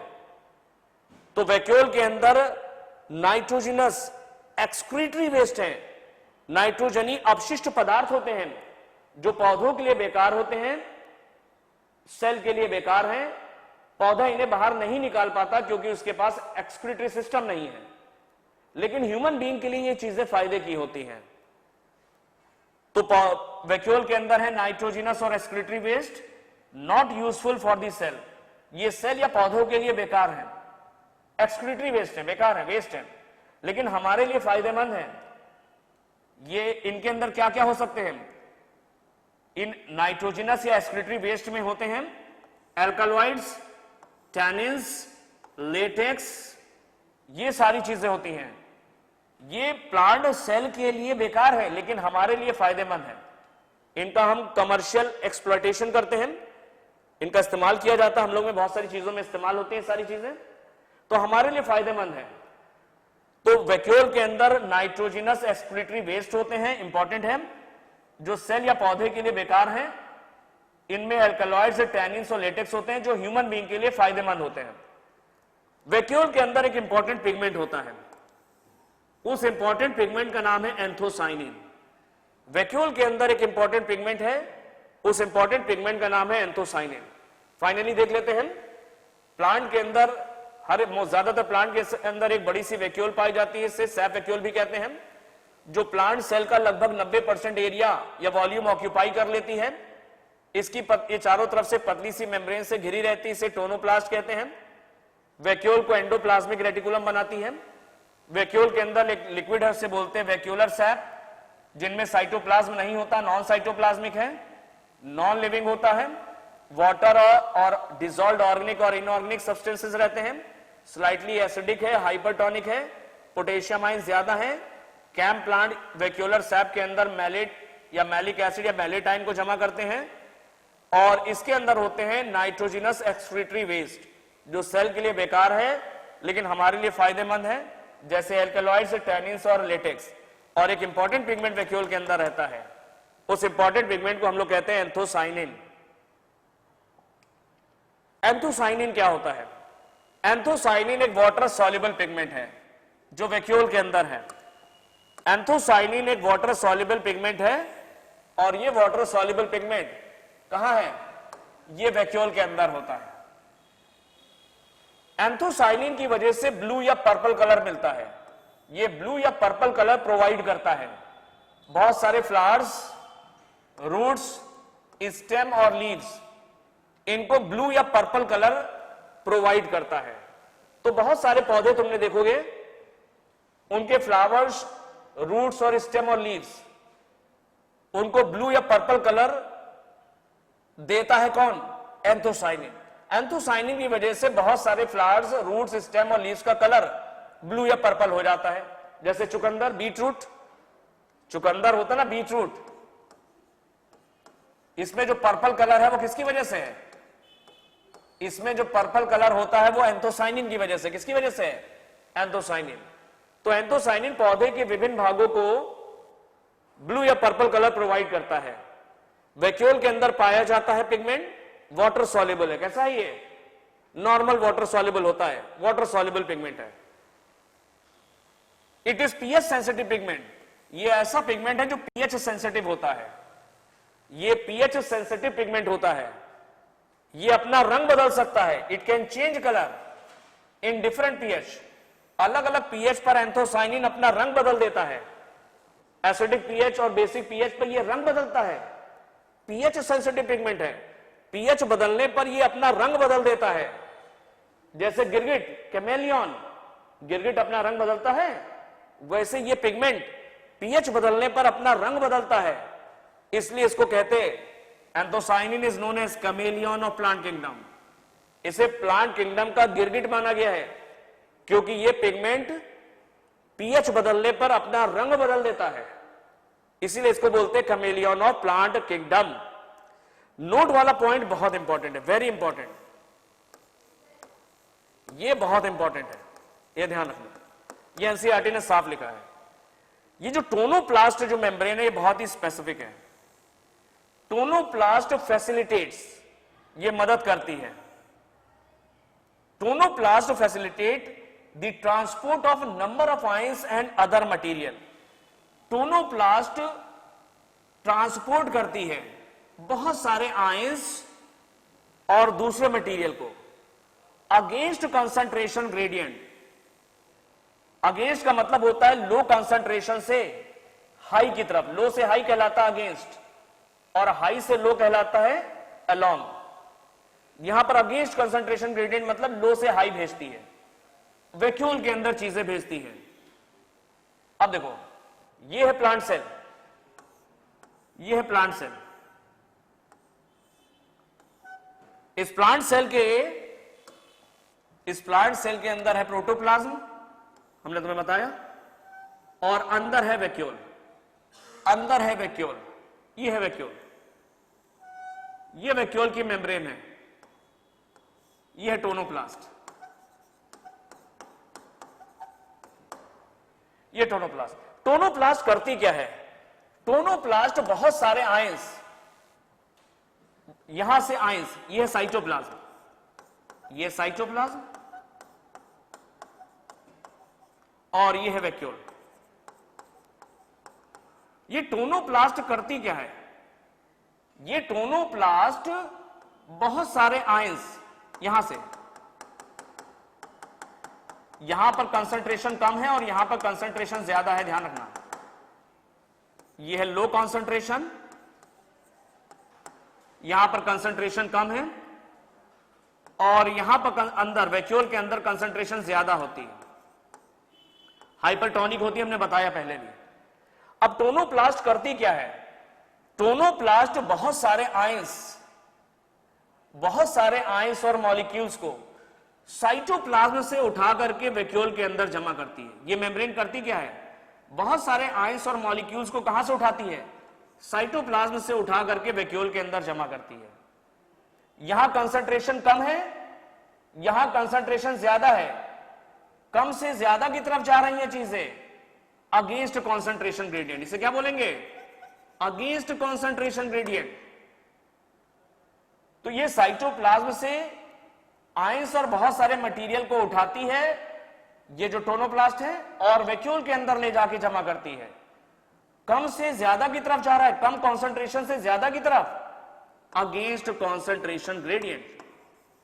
इसे क्या बोलते हैं? Against concentration gradient. इसी वजह से वैक्यूल के अंदर हाइपरटोनिक होता है, इसकी सांद्रता बहुत ज्यादा होती है। वैक्यूल की कंसंट्रेशन हमेशा साइटोप्लाज्म से ज्यादा होती है, क्योंकि ये टोनोप्लास्ट करती क्या है? बहुत सारे आयंस और मॉलिक्यूल्स या मटेरियल को उठाती है और ला करके साइटोप्लाज्म से वैक्यूल के अंदर जमा कर देती है। तो वैक्यूल के अंदर आयंस वगैरह सब ज्यादा हो जाते हैं, तो वैक्यूल हमेशा हाइपरटोनिक होती है, इसकी सांद्रता हमेशा साइटोप्लाज्म से ज्यादा होती है। द टोनोप्लास्ट फैसिलिटेट, टोनोप्लास्ट किसमें मदद करती है? Facilitate the transport of number of ions and other material. बहुत सारे आयंस और अदर मटीरियल को, दूसरे मटीरियल को कैसे ले जा रही है? अगेंस्ट कॉन्सेंट्रेशन ग्रेडियंट, कम सांद्रता से ज्यादा की तरफ ले जा रही है, अगेंस्ट कॉन्सेंट्रेशन ग्रेडियंट। और साइटोप्लाज्म से उठा के कहां ले जाती है? वैक्यूल के अंदर, into the vacuole. Hence their concentration is higher in the vacuole than in the cytoplasm. इसलिए आयंस वगैरह की जो कॉन्सेंट्रेशन है, सांद्रता है, वो वैक्यूल में ज्यादा होती है साइटोप्लाज्म की तुलना में। तो tonoplast facilitates the transport of A number of ions and other materials against concentration gradient into the vacuole. Hence their concentration is higher in the vacuole than in the cytoplasm. Tonoplast बहुत सारे ions और material को transport करती है against concentration gradient.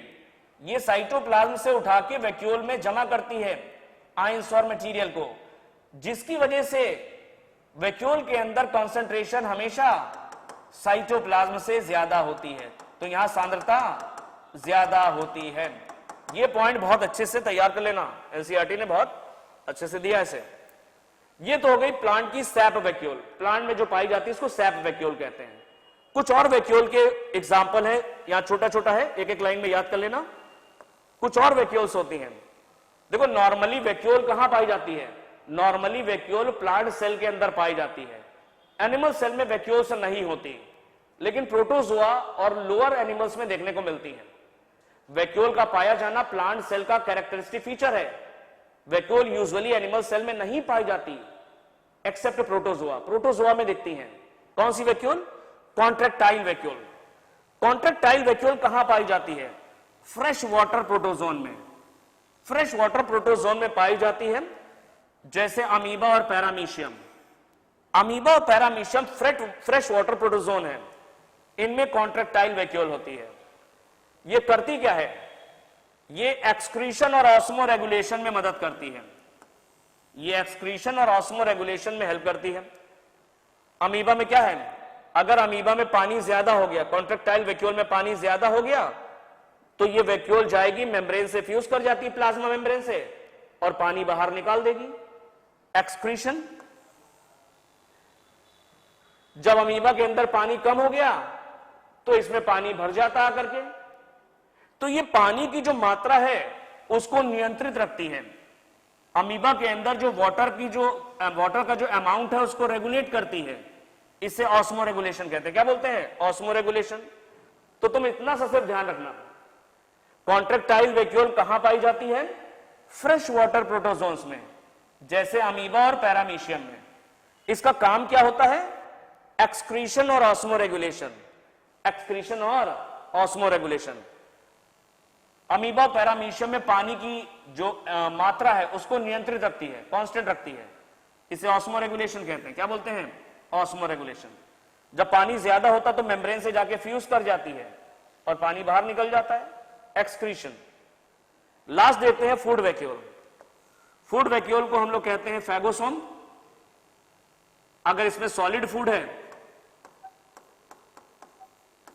तब इसे कहा जाता है फैगोसोम।